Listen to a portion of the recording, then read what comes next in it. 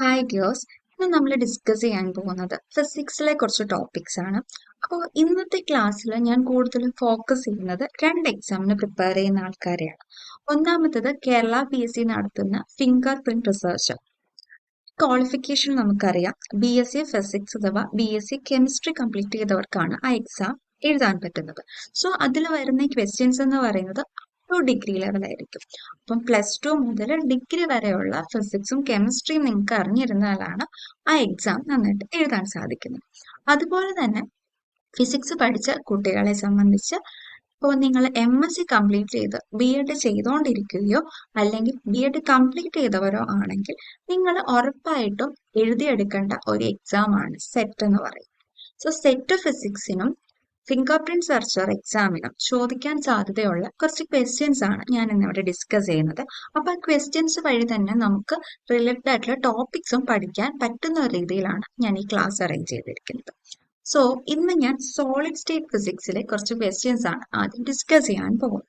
അപ്പൊ ഒന്നാമത്തെ ക്വസ്റ്റ്യൻ നമുക്ക് നോക്കാം. What is the packing fraction of A simple cubic lattice? അപ്പൊ നമുക്കറിയാം, നമ്മൾ ഈ സോളിഡ് സ്റ്റേറ്റ് ഫിസിക്സിൽ നമ്മൾ ഏറ്റവും മെയിൻ ആയിട്ട് പഠിക്കുന്നത് പല പല ക്രിസ്റ്റൽ സ്ട്രക്ചേഴ്സിനെ കുറിച്ചാണ്. ഈ പല പല ക്രിസ്റ്റൽ സ്ട്രക്ചേഴ്സിനെ കുറിച്ചും അതിന്റെ അറേഞ്ച്മെന്റിനെ കുറിച്ചും ഇങ്ങനെയുള്ള കാര്യങ്ങൾ പറഞ്ഞ് നമ്മൾ ആ ചാപ്റ്റർ തുടങ്ങണം, ആ ഒരു സബ്ജക്ട് തുടങ്ങണം. സോ ഈ ക്രിസ്റ്റൽ സ്ട്രക്ചേഴ്സ് തന്നെ പല രീതിയിലുണ്ട്. സിമ്പിൾ ക്യൂബിക് ഉണ്ട്, ബോഡി സെന്റേർഡ് ഉണ്ട്, ഫേസ് സെന്റേർഡ് ഉണ്ട്, ഹെക്സഗണൽ പാക്കിംഗ് ഫ്രാക്ഷൻസ് ഉണ്ട്, അങ്ങനെ പല രീതിയിലുണ്ട്. അപ്പൊ നമ്മൾ അവിടെ ചോദിച്ചിരിക്കുന്നത് എന്താണ്? What is the packing fraction of the simple cubic lattice? അപ്പം ഒരു സിമ്പിൾ ക്യൂബിക് ലാറ്റിസിന്റെ പാക്കിംഗ് ഫ്രാക്ഷൻ ആണ് നമ്മൾ കണ്ടുപിടിക്കേണ്ടത്. അത് കണ്ടുപിടിക്കണമെങ്കിൽ ആദ്യം തന്നെ നമ്മൾ അറിയേണ്ടത് എന്താണ് പാക്കിംഗ് ഫ്രാക്ഷൻ എന്നാണ്.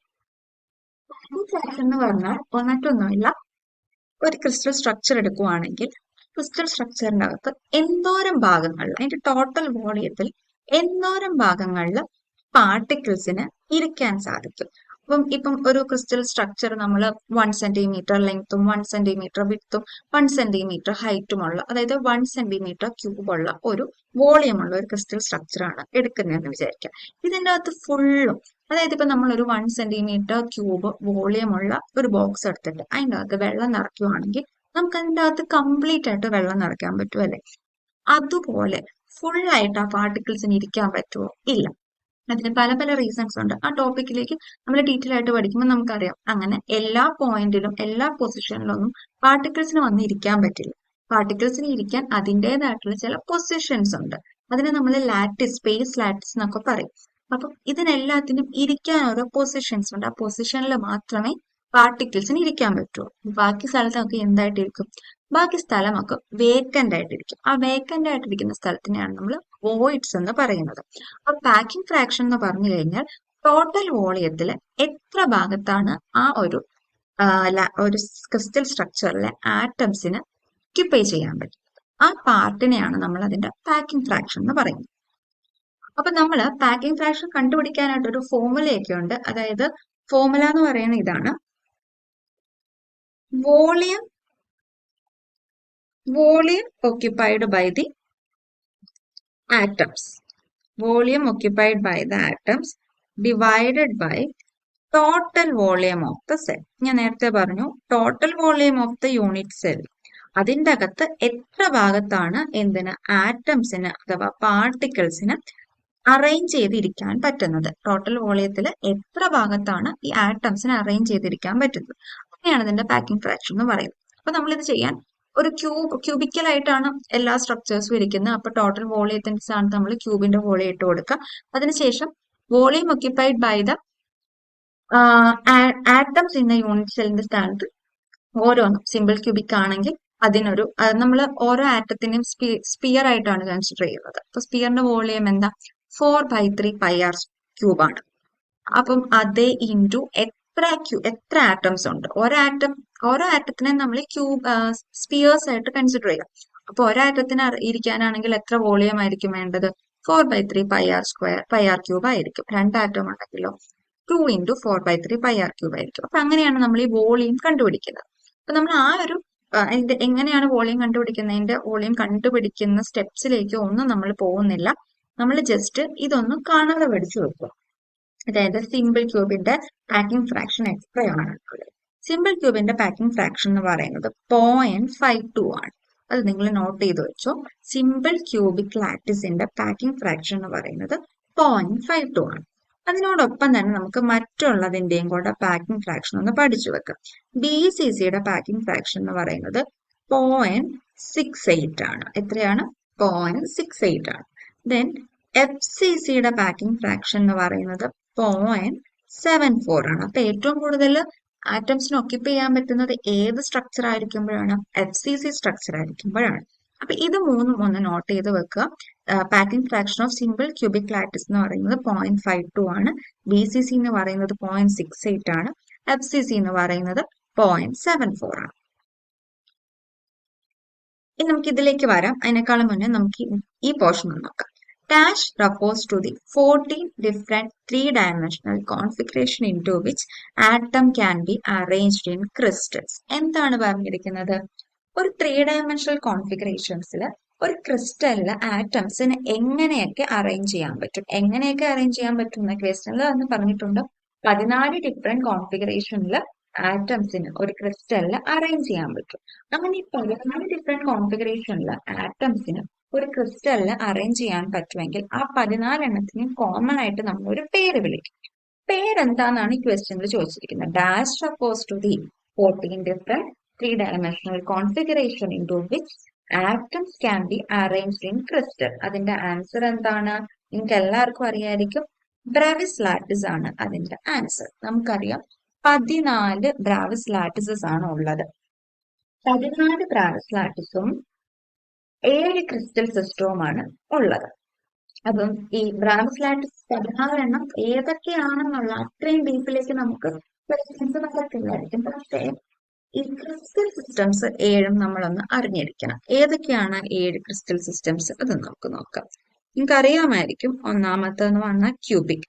ഈ ക്യൂബിക്കിന്റെ അകത്ത് തന്നെ 3 ബ്രാവിസ് ലാറ്റിസസ് വരും. Simple cubic, face centred, BCC. ഇനി അടുത്തതാണ് ടെട്രാഗണൽ. ടെട്രാഗണലിലും ഉണ്ട് 2 ബ്രാവിസ് ലാറ്റിസസ്. സിമ്പിൾ ക്യൂബിക്കും ബോഡി സെന്റേർഡ്. BCC അല്ല, ബോഡി സെന്റേർഡ്. അടുത്തത് ഓർത്തോറോംബിക്. ഓർത്തോറോംബിക്കിൽ വരുന്നത് simple cubic, body centred, end centred, പിന്നെ FCC. ദെൻ നാലാമത്തത് ട്രയഗണൽ. ട്രയഗണലിൽ എന്താണ്? ഒരു സിമ്പിൾ ക്യൂബിക് മാത്രമേ ഉള്ളൂ. Then hexagonal. ഹെക്സഗണലിലും ഒരു സിമ്പിൾ ക്യൂബിക് മാത്രമേ ഉള്ളൂ. Then monoclinic. മോണോക്ലിനിക്കിൽ ഒരു സിമ്പിൾ ക്യൂബിക്കും ഒരു എൻ സെന്റേർഡും. ദെൻ വരുന്നതാണ് ട്രൈക്ലിനിക്. ട്രൈക്ലിനിക്കിൽ ഒരു സിമ്പിൾ ക്യൂബിക്. അപ്പൊ മൊത്തം എത്ര എണ്ണം വന്നു? 1 2 3 4 5 6 7 8 9 10 11 12 13 14. അപ്പൊ 14 ബ്രാവിസ് ലാറ്റിസസ് വന്നില്ലേ? 7 ക്രിസ്റ്റൽ സിസ്റ്റത്തിലും കൂടി 14 ഡിഫറെന്റ് ബ്രാവിസ് ലാറ്റിസസ് ആണ് ഉള്ളത്. ഇനി നിങ്ങൾ പഠിക്കേണ്ട ഒരു കാര്യം എന്ന് പറഞ്ഞാൽ ഇങ്ങനെ ഒരു ക്വസ്റ്റ്യൻ ചോദിക്കാൻ ചാൻസ് ഉണ്ട്. ഇപ്പം ഇത് കുറച്ച് ഏതെങ്കിലും ഒരു എക്സാമ്പിൾ തന്നിട്ട് ഇത് എന്ത് ടൈപ്പ് ഓഫ് ക്രിസ്റ്റൽ സിസ്റ്റം ആണെന്ന് ചോദിക്കും. ഫോർ എക്സാമ്പിൾ ക്യൂബിക്കിന്റെ എക്സാമ്പിൾസ് ആയിട്ട് വരുന്നത് കോപ്പർ, സിൽവർ, NaCl. ഇതൊന്ന് പഠിച്ചോണം. ഈ എക്സാമ്പിൾസ് കോപ്പർ, സിൽവർ, NaCl ഒക്കെ എന്താണ്? ക്യൂബിക് ആണ്. ക്യൂബിക് ക്രിസ്റ്റൽ സിസ്റ്റം ആണ്. ഇനി ടെട്രാഗണൽ ക്രിസ്റ്റൽ സിസ്റ്റംസ് ആണ് Zn, TiO2, ടൈറ്റാനിയം ഓക്സൈഡ് ഒക്കെ എന്താണ്? ടെട്രാഗണൽ ക്രിസ്റ്റൽ സിസ്റ്റം ആണ്. ഇനി ഓർത്തോറോംബിക്കിൽ വരുന്നതാണ് ഗാലിയം, Fe3C ഒക്കെ. ട്രയഗണലിൽ വരുന്നതാണ് ആഴ്സനിക്, As, Sb എന്താണ്? ആന്റിമണി, Bi, ബിസ്മത്ത് ഒക്കെ. ഹെക്സഗണലിൽ വരുന്നതാണ് Mg, Zn, കാഡ്മിയം ഒക്കെ. ഇനി മോണോക്ലിനിക്കിൽ വരുന്നതാണ് CaSO4H2O ജിപ്സം ഒക്കെ. ട്രൈക്ലിനിക്കിൽ വരുന്നതാണ് K2Cr2O7. അപ്പൊ ഈ എക്സാമ്പിൾസ് ഒക്കെ ഒന്ന് നോട്ട് ചെയ്തോ.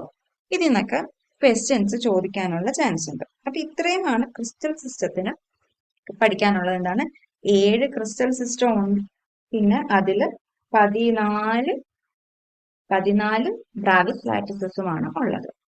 ഓക്കെ, ഇനി അതിൽ നിന്ന് തന്നെ മറ്റൊരു ക്വസ്റ്റ്യൻ ചോദിച്ചിരിക്കുന്നത് നോക്കിയാൽ, which among the following have BCC structure? ഇതിൽ ഏതാണ് BCC സ്ട്രക്ചർ ആയിട്ടുള്ളത്? അപ്പം എക്സാമ്പിൾസ് ആണ്, BCC സ്ട്രക്ചറിന്റെ എക്സാമ്പിൾസ് ആണ് തന്നിരിക്കുന്നത്. Sodium, potassium, molybdenum, vanadium. Option A. Option B എന്താണ്? Copper, Ag, Au, Al. Third വണ്ണോ? Mg, zinc, cadmium, titanium. D O carbon, polonium, cadmium, nitrogen. ഇതിന്റെ അകത്ത് ഏതാണ് കറക്റ്റ് ആൻസർ എന്ന് അറിയാമോ? ഇതിന്റെ അകത്ത് കറക്റ്റ് ആൻസർ BCC ആയിട്ട് വരുന്നത് ഫസ്റ്റ് ആണ്, option A. Option A, sodium, potassium, molybdenum, vanadium. ഇത്രയും പേരാണ് എന്തിന്റെ എക്സാമ്പിൾ ആയിട്ട് വരുന്നത്? BCC സ്ട്രക്ചറിന്റെ എക്സാമ്പിൾ ആയിട്ട് വരുന്നത്. അപ്പൊ ഇതുപോലെ തന്നെ നമ്മൾ എന്തൊക്കെ അറിഞ്ഞിരിക്കണം? FCCയുടെ എക്സാമ്പിള്, അതുപോലെ സിമ്പിൾ ക്യൂബിക്കിന്റെ എക്സാമ്പിൾ, ഇതെല്ലാം നമ്മൾ അറിഞ്ഞിരിക്കണം. അപ്പം ഇതിന്റെ